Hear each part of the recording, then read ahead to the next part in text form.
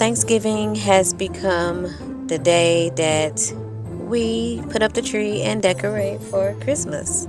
We've been doing this now for the past 2 years, I believe.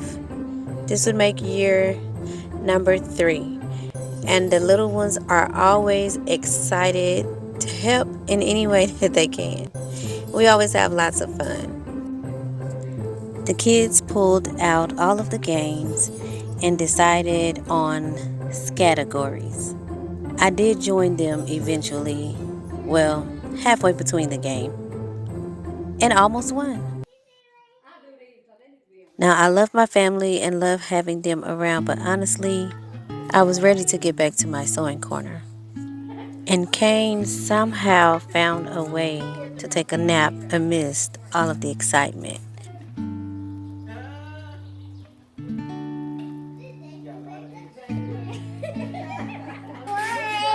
Alani, what are you doing? Huh? What are you doing? I decorate the Christmas. Okay. Demi, what are you doing? You doing Christmas? Yes. Okay. The letter S in the category is famous singers. What? Ready? Famous singers.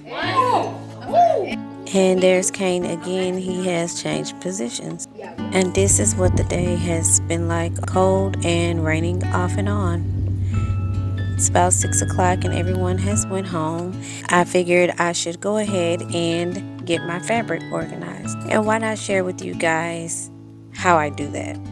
So I collect fabric bolts from Walmart, Hobby Lobby, and Joann's. Most of the time at Walmart, I don't even ask for them. I just grab the boxes. They don't care. They're just going to throw them away. I wrap my fabric around the bolt and then I pin it together so that everything stays in place. And I'll show you my process in more detail. So this fabric has been pre-washed and is ready to be put on the boat. So I fold it as neat as I can. And then I get my bolts and see which one would fit it better. Now this is cutting it close, but this is what I do. I lay out the fabric and I roll it around the bolt.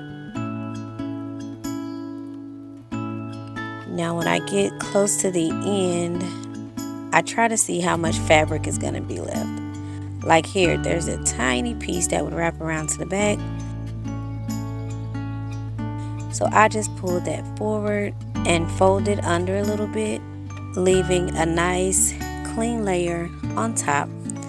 I take my safety pins and I pin the fabric to itself so that it stays on the bolt.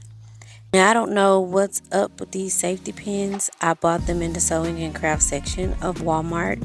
The smaller pins are kind of tough to get through the fabric, but the larger ones work better. They just seem to not be very sharp.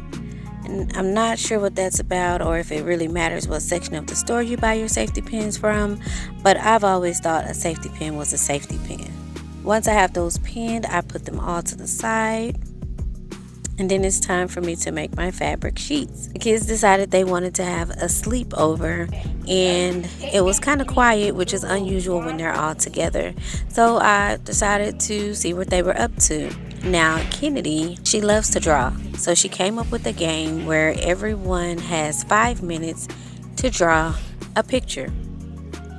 You start your picture and after 5 minutes, you pass your paper to the person on the right side of you.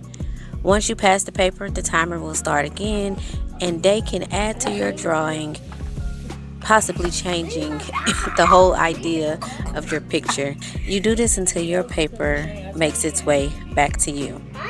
Pretty interesting, I thought. Back to my fabric organizing. You may be wondering what I'm doing here. So when I shop for fabric, I always take a picture of the end of the bolt with my phone. That way I know the contents of my fabric, the price, and how to take care of it. And this is especially important since the bolts that I have to put the fabric on does not particularly match the fabric. I've gotten lucky a few times and was able to keep the bolt that the fabric came off when I was purchasing the last of it. So what I'm doing here is I'm just recording all the pertinent information, the date, where I purchased it from, how many yards, what I plan to make with it. If I purchase the fabric at a discount, I'm also sure to include that as well. Taking a picture of the end of the bolts is also good for repurchasing the fabric. That way I know exactly the name of the fabric, the content, color, etc. This page is a resource provided to me through Mimi G's Sew It Academy. There will be a link in the description box to check out the Sew It Academy if you are interested in sewing and getting your hands on any of these resources. There are 2 labels on each page. Once I have completed filling these out, I'll go ahead and I cut these out. Usually 1 page at a time, sometimes 2. I've found that when I do more than 2 pages at a time, things get a little crooked and I cut off some things sometimes. So here I am just separating all of the pages. Once I have them separated, I match the fabric tag with the actual fabric and I secure it with a rubber band. I went to check on the kids again and they were at this point passing their paper. I did not get any footage of the finished pictures, as once I finished with my fabric organization, I did turn into bed. I hope you enjoyed this video and I know you will enjoy this one.